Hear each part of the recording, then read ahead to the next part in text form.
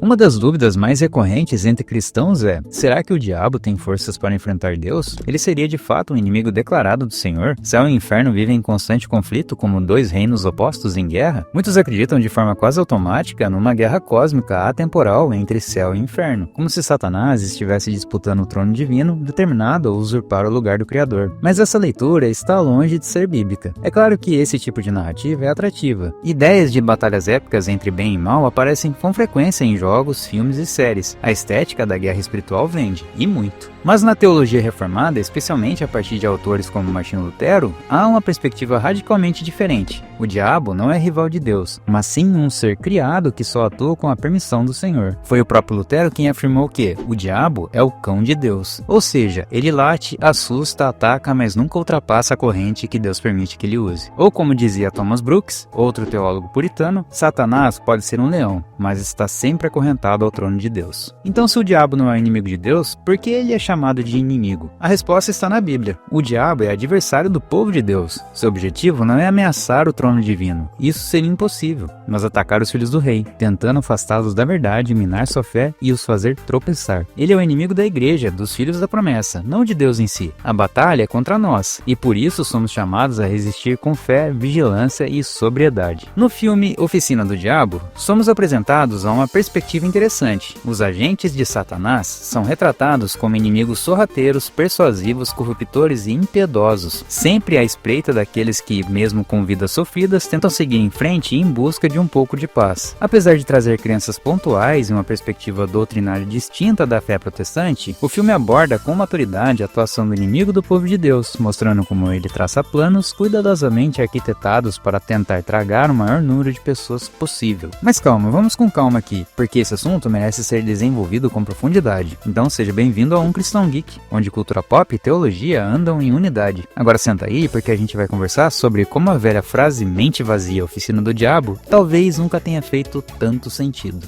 Quem é o diabo segundo a Bíblia? Antes de qualquer coisa, é importante lembrar: o diabo não é o oposto de Deus. Ele não é onipotente, onisciente nem eterno. Ele é uma criatura, um ser criado por Deus, que se rebelou, foi expulso e se tornou o adversário, não do Criador, mas da criação. A Bíblia o chama por vários nomes: Satanás, do hebraico Satã, que significa adversário; diabo, que vem do grego diabolos, que significa acusador ou caluniador; tentador, serpente antiga, pai da mentira, príncipe deste mundo e muitos outros nomes do capiroto. Ele aparece já no Gênesis enganando Eva com uma sugestão sutil, não com gritos, não com violência, mas com dúvida. Foi assim que Deus disse? E esse tem sido seu método preferido desde então. Ele não precisa fazer você cair, basta que você se incline. Ele atua no campo das ideias, da dúvida, do desejo, da distração. No livro de Jó, vemos o diabo se apresentando diante de Deus como acusador. De onde vens? De rodear a terra e passear por ela, ele responde.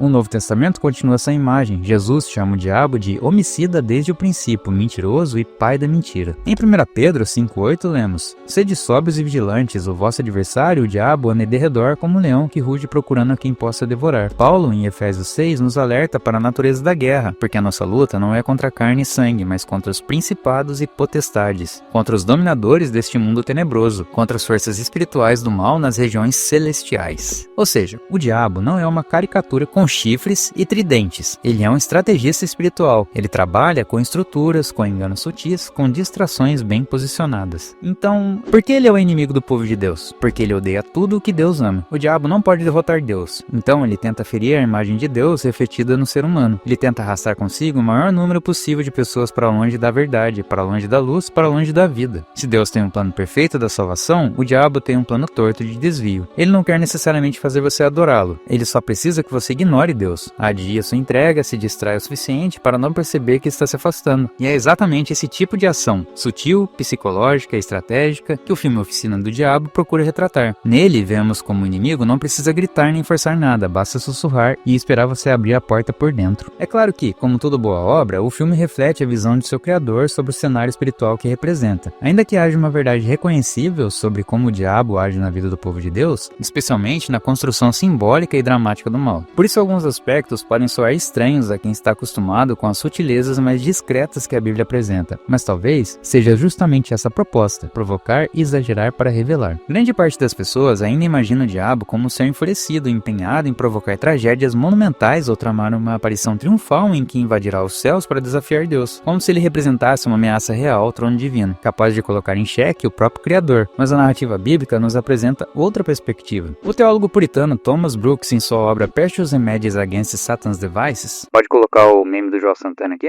lembra que as estratégias do inimigo raramente são escandalosas. Elas são suaves, apelam à razão, usam verdades parciais e seduzem pela aparência de bem. O diabo não precisa destruir uma vida com um terremoto, basta desviá-lo um grau por vez. Tiago nos mostra como o pecado nasce e é um processo interior, não algo que nos acomete de fora. Cada um é tentado pela sua própria cobiça. Quando esta o atrai e seduz, então a cobiça, tendo concebido, dá à luz o pecado, e o pecado, após ser consumado, gera a morte. O inimigo sabe disso, e é justamente nesse processo que ele opera, aproveitando-se da inclinação do ser humano ao se autodestruir, alimentando desejos disfarçados de liberdades. No filme, Fausto, o personagem que encarna o diabo, afirma em certo momento: o homem livre sempre pode escolher ser escravo, mas o escravo jamais pode escolher ser livre. Essa frase carrega certo peso, se partimos da ideia de que o ser humano por si só é incapaz de se redimir. Agostinho já falava sobre essa condição. O livre-arbítrio humano está enfermo e o pecado, uma vez enraizado, transforma hábitos em grilhões. Mas é justamente aí que entra a beleza do evangelho. A libertação do ser humano não vem da força da sua vontade, mas da ação sobrenatural de Cristo. A salvação vem exclusivamente pela graça. O ser humano pode estar acorrentado por vícios mais antigos, mas o poder de Deus não depende da condição da alma para agir. Karl Barth expressou isso ao afirmar que a graça não é uma força abstrata, mas uma pessoa, Jesus Cristo. E é por isso que ela consola, porque ela vem até nós, mesmo quando já nos acostumamos com a prisão. Quando Fausto faz a comparação entre vícios e virtudes como se fossem pontos cardeais da alma humana, uma das cenas mais provocantes do filme, na minha opinião, ele acerta em cheio ao dizer que são pequenos desvios que afastam o ser humano de Deus. Um simples grau fora da rota parece inofensivo no começo, mas se percorrido por tempo suficiente, pode resultar em um desvio de 90 graus, até que o caminho percorrido se torne completamente oposto ao original. Muitas vezes nos armamos para grandes batalhas espirituais, oramos em voz alta, fazemos jejuns, assumimos expressões de guerra, mas nos esquecemos de onde de fato o pecado costuma nascer, no cotidiano. Ele se manifesta em gestos aparentemente inofensivos, uma fofoca feita entre risos, uma mentira contada para evitar consequências, o desejo silencioso por aquilo que é do outro, ou aquele vídeo sugestivo que você assiste no escuro do quarto como se ninguém estivesse vendo. Esses pecados, embora discretos, têm o mesmo peso diante de Deus, e é justamente esse o perigo dos vícios graduais. Eles anestesiam a consciência. O que antes causava choque e desconforto, aos poucos se torna comum. A alma vai se acostumando com o gosto do veneno. Mas diante disso tudo, fica a pergunta inevitável: então o inimigo já venceu? A resposta com toda a convicção é um claro que não. Se você prestou atenção até aqui, percebeu que falamos sobre a salvação pela graça, e é ela que muda todo o cenário. O plano de Deus é perfeito e pessoal. Cristo não veio ao mundo apenas para afastar as pessoas do mal em um sentido abstrato. Ele veio para resgatar indivíduos. Ele veio por mim, por você, pelos nossos. O sacrifício de Jesus é a ponte entre o homem e Deus, e é por essa ponte que a verdadeira liberdade caminha. Não a liberdade de fazer o que quiser, mas a liberdade de finalmente querer o que é bom. Embora o inimigo tenha planos específicos para nos atingir, sempre mirando nos pontos mais frágeis da alma, nossa força está em Cristo. Resistir ao mal não é só possível, é uma das formas mais poderosas de revelar a presença de Deus em nós. E no fim, talvez essa seja a maior verdade que o filme nos lembra. O mal pode ser sedutor, engenhoso e insistente, mas ele jamais será mais forte do que a graça. Porque onde o pecado abundou, superabundou a graça. E é por isso que, mesmo em meio às sombras, ainda caminhamos em direção à luz.